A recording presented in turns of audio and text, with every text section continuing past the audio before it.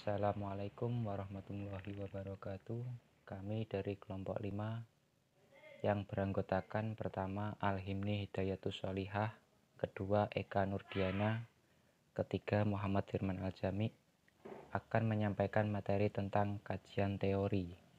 Untuk materi yang pertama yaitu pengertian teori. Menurut Jonathan Turner menyatakan bahwa teori dalam ilmu sosial adalah penjelasan sistematis tentang hukum-hukum dan kenyataan-kenyataan yang dapat diamati, yang berkaitan dengan aspek khusus dari kehidupan manusia. Sedangkan menurut Neumann tahun 2003, teori adalah seperangkat konstruk, definisi, dan proposisi yang berfungsi untuk melihat fenomena secara sistematis.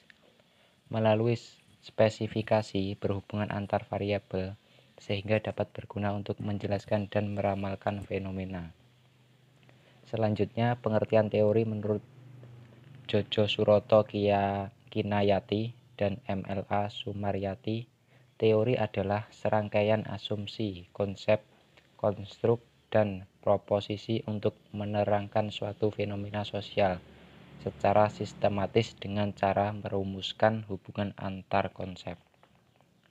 Selanjutnya akan disampaikan oleh teman saya. Sini saya akan melanjutkan presentasi dari teman saya yaitu mengenai tingkatan dan fokus teori. Poin pertama yaitu tingkatan teori. Neumann mengatakan bahwa tingkatan teori dapat dibedakan menjadi 3, yaitu teori mikro, teori meso, dan teori makro. Teori tingkat mikro dalam tingkat ini memberi penjelasan hanya terbatas pada peristiwa yang berskala kecil, baik dari sisi waktu, ruang, maupun jumlah orang. Konsep biasanya tidak terlalu abstrak, seperti dalam sosiologi dikenal dengan teori Fastwork, yaitu mengkaji kegiatan ritual dua orang yang saling berhadapan atau bertatap muka.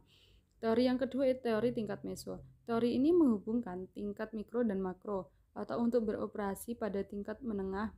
Misalnya itu teori organisasi, gerakan sosial, atau komunitas. Teori Colin tentang kontrol organisasi. Teori yang terakhir yaitu teori makro. Teori ini menjelaskan bahwa objek yang lebih luas dan menyangkut pengoperasian agregat yang lebih besar seperti lembaga sosial, sistem budaya, dan masyarakat secara keseluruhan. Konsep ini biasanya menggunakan konsep yang lebih abstrak, misalnya yaitu teori makro Lenski tentang stratifikasi sosial. Poin selanjutnya yaitu fokus teori. Neumann mengatakan bahwa fokus teori dapat dibedakan menjadi 3, yaitu teori substantif, teori formal, dan teori pertengahan. Teori substantif adalah teori yang dikembangkan untuk keperluan substantif atau empiris dalam inquiry dalam suatu ilmu pengetahuan, contohnya yaitu antropologi, sosiologi, dan psikologi. Teori selanjutnya yaitu teori formal. Teori formal adalah teori untuk keperluan formal atau yang disusun secara konseptual dalam bidang inquiry suatu ilmu pengetahuan, contohnya yaitu sosiologi, perilaku agresif, organisasi formal, sosialisasi. Teori yang terakhir yaitu teori pertengahan atau middle. Teori ini bisa formal ataupun substantif dan bersifat lebih abstrak dan empiris yang bersifat umum atau terhadap hipotesis tertentu. Selain itu juga teori ini pada prinsipnya digunakan dalam sosiologi untuk membimbing penyelidikan empiris. Baik, bismillahirrahmanirrahim. Langsung saja saya akan melanjutkan penjelasan dari teman saya, yaitu mengenai fungsi teori dalam penelitian. Fungsi teori dalam kegiatan penelitian menurut Sugiono yaitu ada 3 poin. Yang pertama, digunakan untuk memperjelas dan mempertajam ruang lingkup atau konstruk variabel yang akan diteliti. Nah, fungsi yang kedua adalah untuk merumuskan hipotesis dan menyusun instrumen penelitian. Karena hipotesis itu adalah pernyataan yang bersifat prediktif.